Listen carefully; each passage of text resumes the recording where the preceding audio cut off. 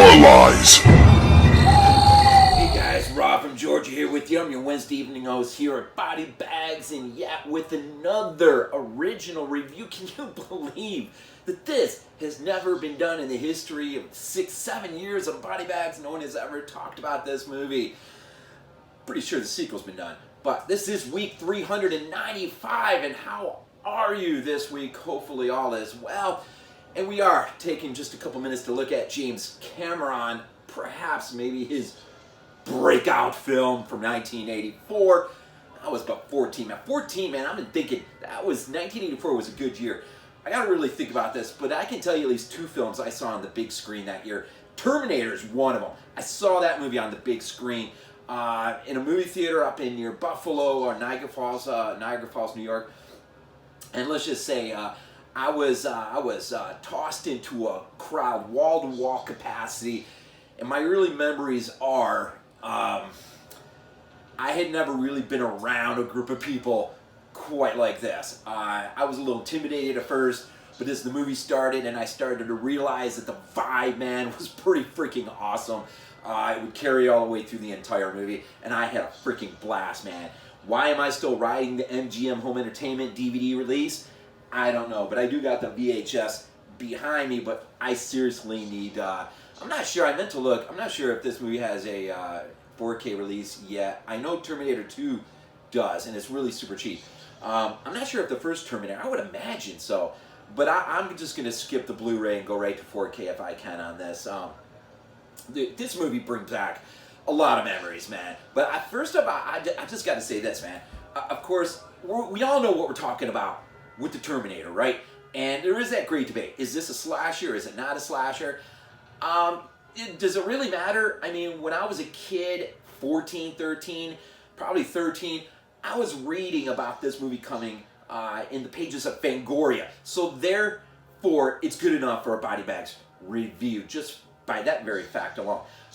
It does seem to have the intangibles of a slasher, although it's embedded in a science fiction film. I mean, you know, let's look at that one but that one great scene, compliments of Scream 2. Sarah Connor, yes, boom, boom. I mean, you know, what's not to like about any part of this freaking movie? This is James Cameron's breakout freaking film, and he wouldn't follow it up with maybe one of the greatest sequels. Well, let's not get too far out of ourselves. He did follow up the original, but he did give us a sequel to the original Alien that freaking blew our minds away with Aliens. James Cameron in his early career was pretty freaking outstanding in terms of even his early career, visual optical effects for Carpenter on Escape from New York, working back in the old dang, what's his name now? I can't even think of his name. The famous producer, Biehn movies. Oh, I'm killing myself right now. Anyways, y'all know who I mean. Going back to the days of Piranha to the Spawning, I think working for the sets for Galaxy of Terror, things like that. I'm just stretching, man. I'm stretching right now. I'm pretty sure I'm pretty much on key. Who is that guy? Anyways, Terminator 2. The other I want to say real quick too is, you remember the three punks that Arnold Schwarzenegger? We all remember the first one, right? Who can ever forget Bill Paxton as the lead punk in there? Movies like Near Dark. I mean, think about the filmography that guy has. His character in Aliens. But did you realize that the other two punks, one of them was a guy by the name of Reardon? He's the guy in Silent Scream who looks an awful lot like the lead singer from the Cars. And then, of course, the other punk was, of course, the lead villain and Cobra. Yeah, I'm still writing the VHS on that. I mean, so three outstanding punks. The only one we ever talk about, though, is Bill Paxton. Early memories, theater, freaking outstanding. Read about it in the pages of Fangoria. I know, you know, in the early VHS would have rented it, for sure. Some of the special effects, Stan Winston, of course, has his name on this movie. I'm just thinking, Greenberg, the cinematographer. I had no idea that man did another movie embedded deep in my childhood, Operation Thunderbolt. I don't know if you remember that, about the Jewish airliner that is hijacked, and they send a special commando unit. This is 1977. Anyways, he was a cinematographer on that. I saw that movie as a kid, and for whatever reason, it etched a little place in my mind for some reason. But he would also go on to work with Bill Paxton, funny enough, in Near Dark, which is kind of cool. Our composer would do things like that slasher Just Before Dawn. He would do the music for that, Fright Night, Serpent in the Rainbow. And Terminator 2 Judgment Day. Mark Goldblatt, the editor, of course, Nightbreed, Humanoids from the Deep, the original Piranha, Halloween 2, the original Halloween 2, not Rob Zombie's, although I have no problem with that movie. The original, awesome Halloween 2. Then, of course, I said Stan Winston's name. Right, Orion, man, classic company to release this thing back in the day. Do I really need to talk about the story? I mean, we've seen this movie a million times.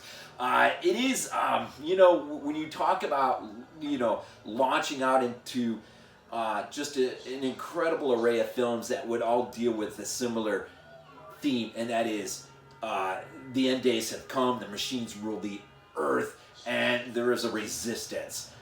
Terminator, I'm pretty sure it was Terminator the first one that did this. It did it pretty good though. It left a lot to your mind, although they did give you a little bit to think about. But the fact that the machines are wise enough to send a Terminator, a killing machine, back into into Sarah Connor's day in order to wipe her out of her existence, thus canceling Kyle Reese, Kyle Reese. Canceling out his existence, therefore the resistance is null and void, and the machines live happily ever after. The Terminator franchise is interesting. I don't know. I guess it has sort of a hits and misses. Cameron, of course, would follow up with such a freaking iconic classic in Terminator 2. The third one really freaking sucked, I thought. I always was a minor fan of Salvation. I thought that was a pretty cool film, and Dark Fate actually exceeded my expectations. I thought that was a pretty good movie. All in all, I don't know if we've ever been given what we've always wanted from this franchise, but man, to go back and relive the original, iconic, I'll be back, classic Arnold film, to know again, man, in terms of special effects, the scene when he's pulling things out and doing kind of cleaning up his wounds is pretty freaking epic. Just the pace and just the notion, man. Is this the first time we ever were presented with a killing machine like this? I mean, I got Westworld in my mind. I know that was a character that was sort of influenced Michael Myers in his persona. But man, what a freaking classic movie with a freaking classic ending. And I don't know what else to say about it, although I was shocked that this movie had never been done before. So I just wanted to, just kind of share a little bit my childhood memories and reading about it in Fangoria, and shocked at, I always knew Bill Paxton, but I didn't realize the other two punks. Of course, the rest of the cast, Michael Biehn is Kyle Reese here. Of course, Linda Hamilton. How freaking epic is she in the second one? Dick Miller, man, as the pawn shop clerk, is pretty freaking cool. Lance Henriksen's in this thing. So it's a pretty freaking good cast, man, for a young James Cameron. And did you know James Cameron was going to produce a Guillermo del Toro adaptation of a H.P. Lovecraft story, At the Mountains of Madness, that the studio pulled the rug out from under their feet at the last second? That really freaking sucks. Tom Cruise was on that too, to play the lead. I don't know whatever happened to that. That really freaking irritates me though. But the Terminator, where does this stand today in terms of movies of this day that deal with similar themes? I mean, Matrix. I mean, there's a lot of other movies. I think it's still at the top of the heap, man. This movie's always freaking fun to drop in and just watch from time to time. The music, just the some of the gore, just the pacing, the fun of it, man. This movie was just a freaking blast, and I would love to see this again, retro, like on the big screen. It would be so much freaking fun, I think. a freaking classic freaking movie. I think I'm just gonna stop there. I'm also gonna provide the fill-in again this week, so I gotta roll right on into that. Hope my time is okay. Definitely check out to see if there's a 4K release of that. I'm sure that's worth checking into.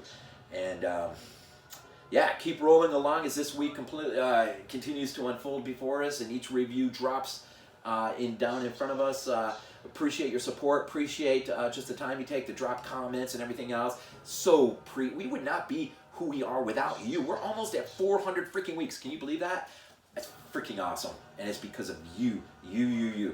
As always, in week 395, we'll leave this off with Go Bills. This is not a dream. Not a dream.